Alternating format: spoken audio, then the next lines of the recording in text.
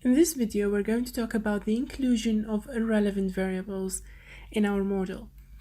So let's start with what the true model would be. The true model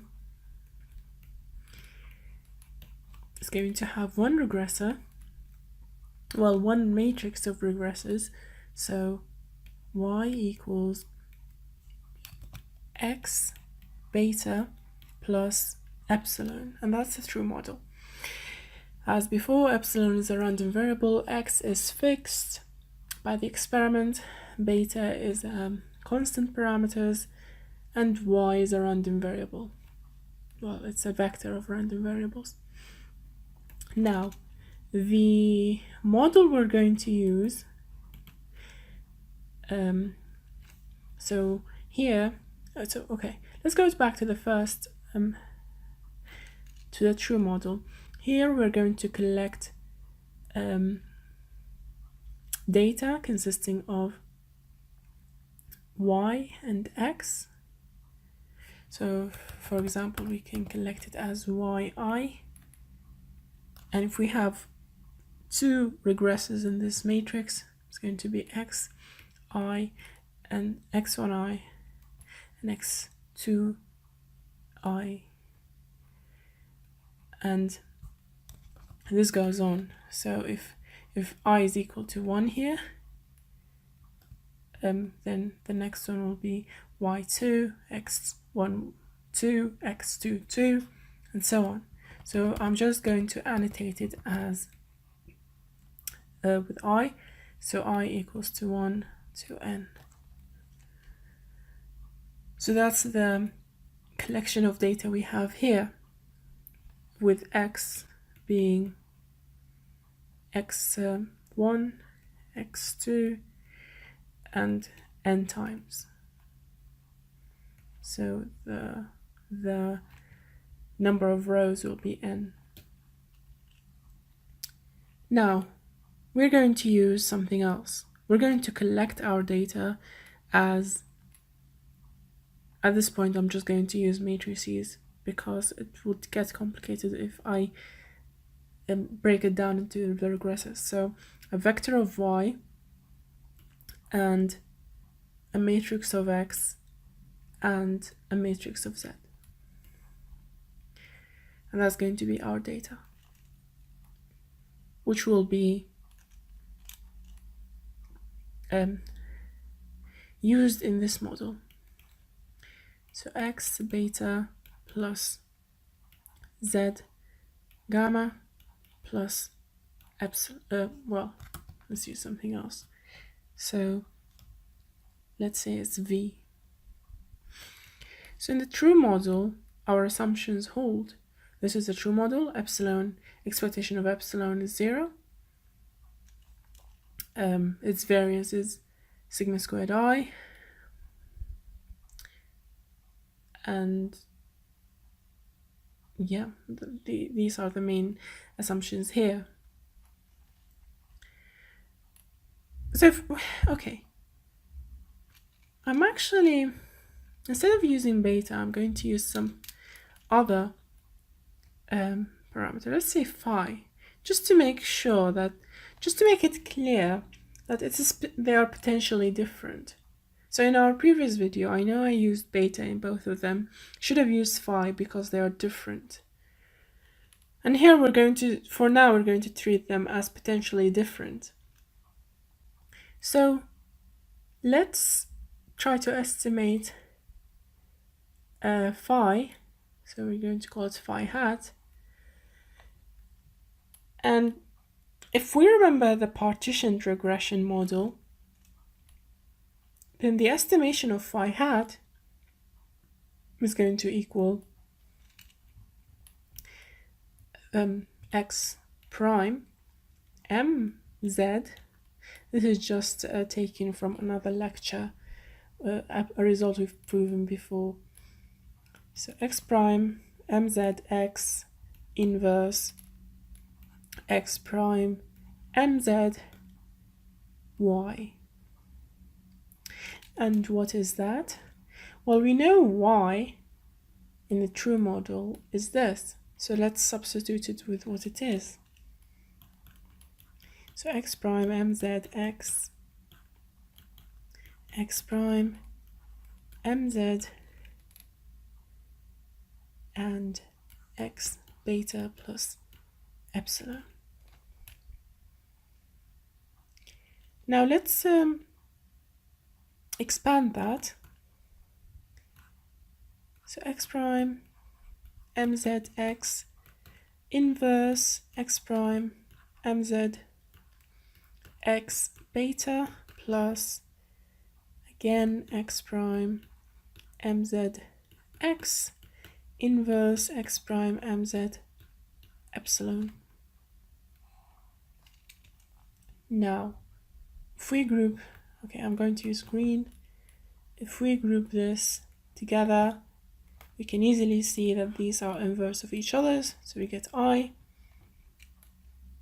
So this becomes only beta. And as before, we want to know what phi hat, what value is phi hat trying to approach. And to do that, we take the expectation of phi hat. So, okay, let me take,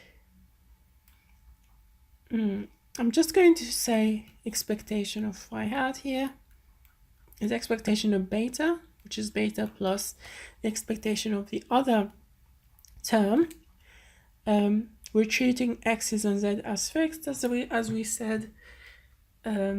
So they go out of the expectation of operator as themselves. Remember, mz is a function of z's. Okay,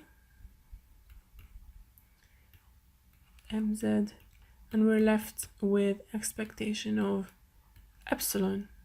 But we know here in the true model the expectation of epsilon is 0. So this becomes 0, so all of this drops out, and we get the expectation of phi is beta.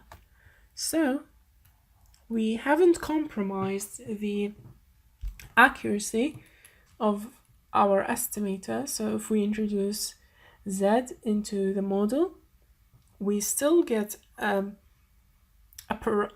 estimate of the parameter that approaches the true value of the marginal effect of x, which is beta.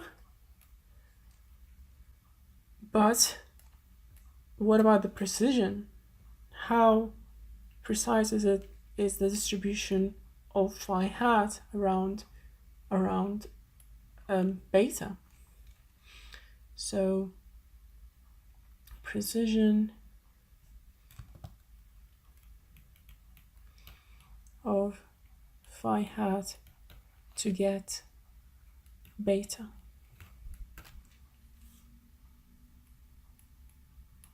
Well, that's the variance of phi hat, and we've already worked out what phi hat is. So it is this term here. I'm just going to copy it like last time.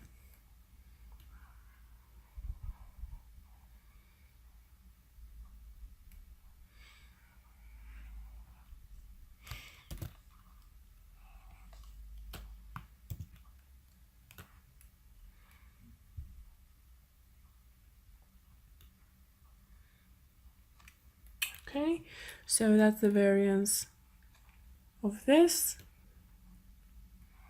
And we know the variance of a constant is 0. So this becomes 0 plus. And this is a constant. So we do the same. We multiply it by its transpose. We multiply the term by its transpose to get it out of the variance parameter. So for x prime mz x inverse x prime mz variance of epsilon. Now what's the inverse of mz? It's itself. Sorry, not the inverse, the transpose of mz. It's itself, because remember mz is symmetric. What's the transpose of x prime? It's x. And x prime mzx, we'll try to transpose it. As we said in the last video, the inverse and the prime operators are swappable. So start from the end, x prime. What is the transpose of mz? It's mz because it's symmetric. And this is x inverse. Okay, well, what's the variance of epsilon? By our assumption, it's sigma squared I, and I times mz is mz, while sigma squared is a constant scalar. It's a scalar anyway, it doesn't need to be constant, it's a scalar, so it goes to the front or anywhere.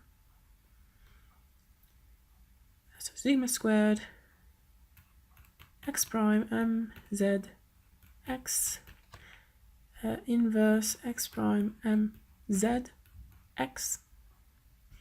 Well, it's mz, but what's mz times mz? Mz is idempotent, so mz times mz is mz. So I'm just going to remove it from here. Oh, I removed the top one. Okay, so that's x. Afterwards, x prime mzx inverse. Well, if we group these together, these two are inverses of each other, so this is I, and I times anything is itself, so we get sigma squared x prime mz x. Well, what does that mean? We remember that if we use the true model, we get an expectation of beta, but as well, but the variance would lack this mz in the middle.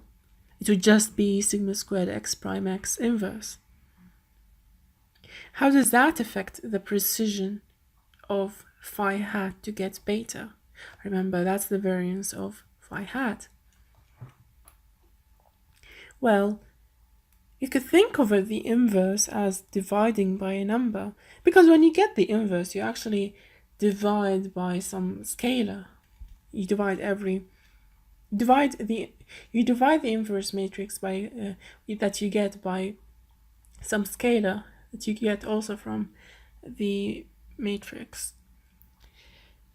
But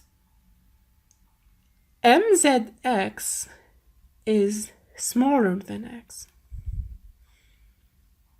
So for beta hat, the variance of beta hat is sigma squared x prime x inverse.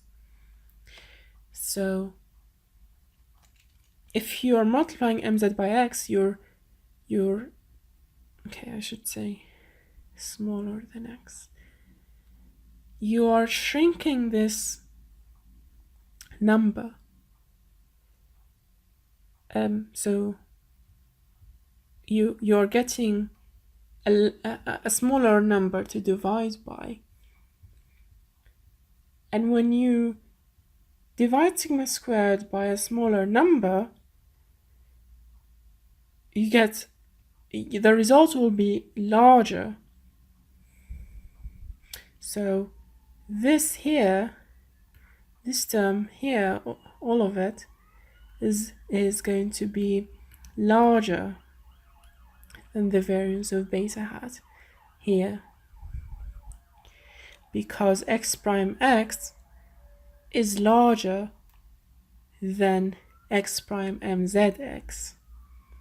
Remember, mz is the residual maker of z, and mzx is what's left of x that's not explained by z. And it has to be smaller than x, because some of x will be explained by z, and some of it will not be. And that some of it that's not going to be explained by z is smaller than the whole x. And therefore, when you divide by a smaller number, you get a larger value. So now we know that when we add an irrelevant regressor to our model, remember what irrelevant means is that I should have mentioned that in the beginning. What irrelevant means is that the gamma here is equal to 0. So there is no point of including z. And it has disadvantages. It makes our estimation less precise. Okay. How about, well, we still don't know sigma squared, just as we didn't in the omission of the relevant variables. So how about s squared, the estimation of sigma squared? Well, it turns out it is unbiased because we are not missing any information. And because it is unbiased, so we're not losing any information. And because it's unbiased, it is a valid estimation of sigma squared. Therefore, our test our t-test or f-test result is going to be valid, unlike the omission of the relevant variables, well, where s squared was biased, so it was an invalid estimation of sigma squared, which meant that the t-test and f-test would render invalid results. So that sums up everything for the inclusion of irrelevant variables. And in the next video, we're going to talk about the hypothesis testing.